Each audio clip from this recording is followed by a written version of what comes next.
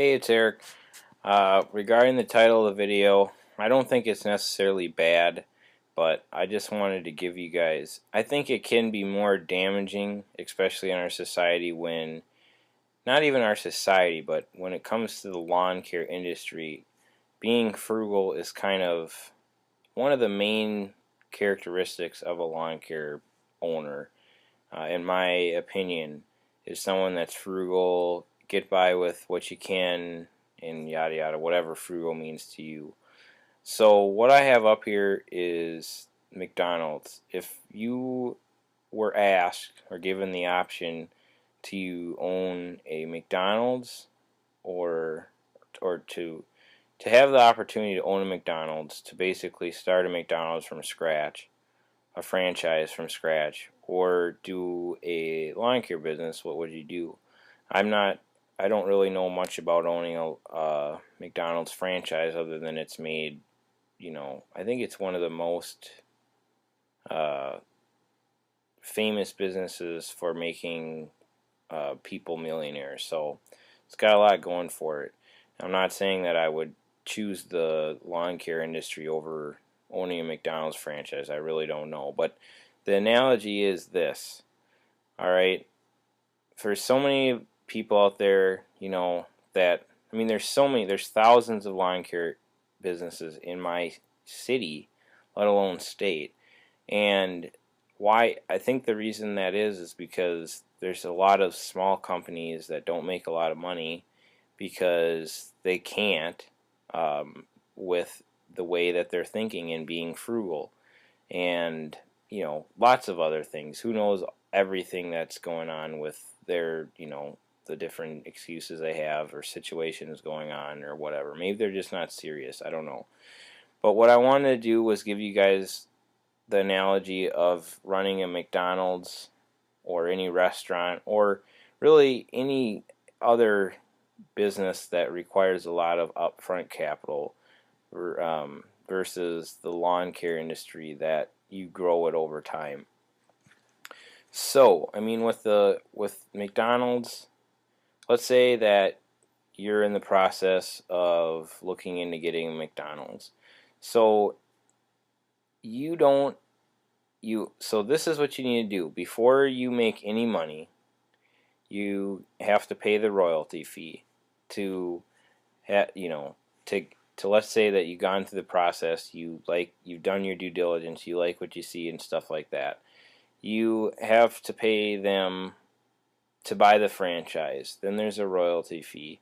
Then you have to, and I don't know exactly how all this goes. I haven't done the research, but you have to either buy a building or get a lease, for a number of years, and then you have to hire employees. Before you even make any money, you have to hire employees, and then you have to buy your food before you can even make any money, and whatever else. I mean, so pretty much starting off, you're going to spend $1 million. You're going to be $1 million in debt before you ever make any money.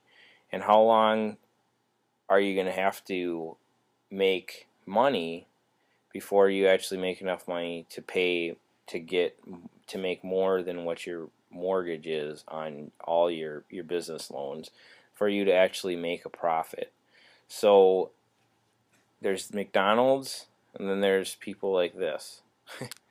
And I just found this picture, but I mean, to me, this is America, and this is free enterprise, and this is awesome. I mean, maybe this guy just, I doubt this guy is doing a lawn care business, but he could be.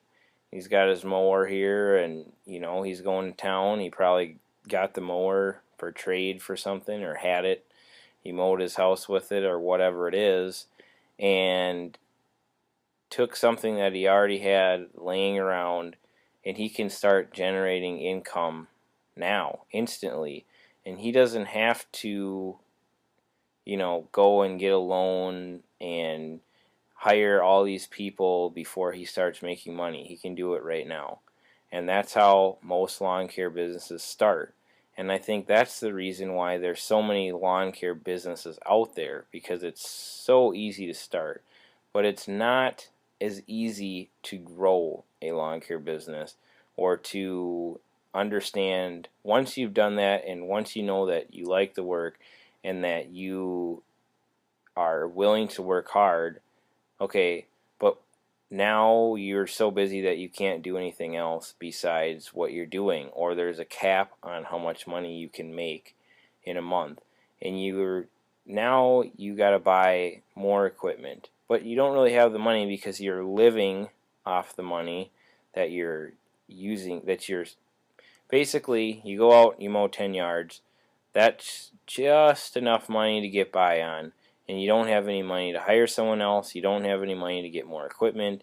So what do? You either wait a really long time and you get a little bit of money together where you can scrape enough money up to get a better mower, and then then you can finally go ahead and get a couple more jobs, and now you're going to be able to get a little bit more money in profit at the end of the month to do a little bit more, and then you can get a better mower and a better mower till you have the top of the line mower. Then what's next?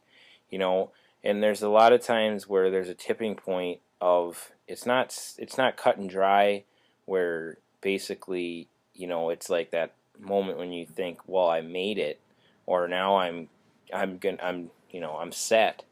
I mean, there's a moment like that, but I believe there's a moment like that where you can, where you kind of think, wow, this is great, I'm doing good. But what I'm trying to say is there's so many people that can't get past going in debt to get a mower so they can drive down their cost to make $5 profit on a lawn rather than 50 cents profit on a lawn. And then there's so many people that can't look at an employee as an asset rather than a liability and having to pay somebody else to do something, where really that's that you got to treat that like equipment. You can't just always go out and buy equipment. If you don't have anyone running the equipment, then what is that doing? All you're doing is basically buying a bunch of stuff that's just sitting in your garage, that when you decide to sell your business, you can sell it off and make good money on because nothing's used. But you're not really. I think the goal is to be free and to empower other people and build up people and basically let them go out and make money for you. Oh man, so I don't know if this is. Let me know, guys, seriously, if this is making any sense. If it's not making sense, it's not you. It's the way I'm trying to get it out to you.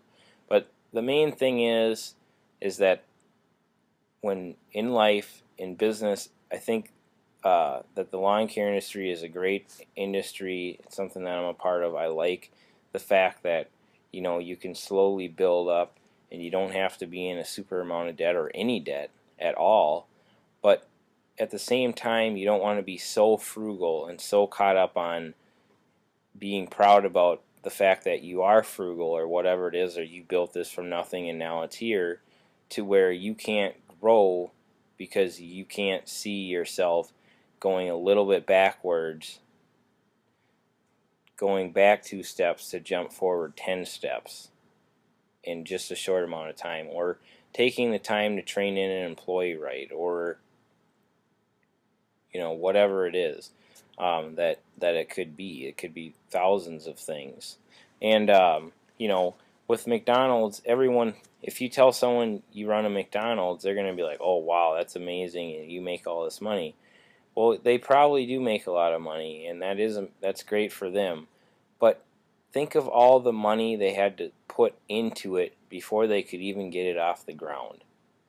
And what you can do with the lawn care industry, you can literally make more money, like if you're starting at the same time with the lawn care industry, because you're actually in profit from the first day you ever started. And there's a difference, obviously, in someone that's a business owner and an investor, and we got to look at those situations too. So it's not an apples to apples comparison, but what I'm trying to show you guys is this is something that you can actually do and start out, and this is how most lawn care companies start out. and then they end not far from this because the barrier to enter is so low, if I said that right. Basically, it's so easy to start a lawn care business that it's really easy to quit. Now, and that's a whole nother thing right there. But when you start a McDonald's, when you have a bad day, you don't just throw in the towel because you still have $1 million of debt. So they're forced to drive harder and really succeed. Good example of this is in the lawn care industry, um, the business that I run. You know, it's not easy. It's difficult, in my opinion, and because I'm always adding a service or always learning something new and growing the business. You know, we're in an active growing stage. So what ends up happening is I get good at something, I learn how to do something, but then I'm not happy. Then I want to do something else and add something else. One of the things that I did, I decided that I was going to do last year was that this coming winter I was going to offer holiday lighting to my clients and market holiday lighting, Christmas lights, right? So what I went on and did was I bought like uh, probably close to $500, maybe $1,000 worth of Christmas lights. You know, I did some research on kind of what other lawn care companies are using. I bought kind of similar stuff that would be no surprise if someone went with that, and I could basically, I'm buying this stuff. I bought it after Christmas, so it was all like 80% off clearance. They're just trying to get rid of it, to clear the shelves so they can put other stuff up. So, but when I did that, now I took space out of our shop to put all these lights in. I just spent a bunch of money that in the wintertime when you want to have a nice cushion of money because well, some people don't make as much money as they want to in the wintertime. And now what did that do for me? That a frugal person would say, well, I'm just going to wait when I get a client, then I'll buy the lights and I can break even on the lights and then I'll make money on putting them up or whatever it is. But what I think I'm frugal too, and I think it was smart that I bought them. But the main thing is sometimes you have to push through being safe and get out of your comfort zone and do something a little crazy, and that'll help you motivate you to get out of bed or to, instead of say, well, I'll talk to my clients when it's convenient or when it happens, and you spend $1,000 on some freaking Christmas lights that you don't need. That's going to motivate you to get on the phone, pick up the phone, and start calling people that's in your database and saying, hey, I'm offering Christmas lights next year. Do you want to do this? Because you don't want to just sit on this $1,000 worth of Christmas lights, or I don't want to. And that's the same thing with buying equipment or adding on a service or a service area or hiring an employee or whatever it is. Whereas with McDonald's, it's not like you can just say, well, I'm going to sleep in today. It's like, no, I have $1 million worth of debt. I'm paying people to sit around and do nothing. I better get over there and make sure everything's going right. And I think it's one of the reasons why there's such a high failure rate in our industry, which is fine. I mean, I can't say that that's sad. It makes me sad because I'm in the industry and there's less competition when that happens. But at the same time, you know, I don't think it matters. If I help you guys out and show you this stuff, I think that's fine. And I think I'd be foolish to think there wasn't enough business for all of us. So let me know what you guys think. Hopefully you guys like this. If you guys know any other lawn care owners or business owners, forward this on to them and see what they think. And love to hear from you guys. So definitely leave a comment and ask any questions. This is one of the only places that I have ever seen where you can actually get answers from someone that actually runs a successful business. And I wish I had this stuff when I was just starting out. And I think it's crazy that I don't get, hundreds of questions all the time. So take advantage of it. I'm not going to bite you, and I'm not going to make you feel stupid. I'm just here to help you guys out. So I'll talk to you later.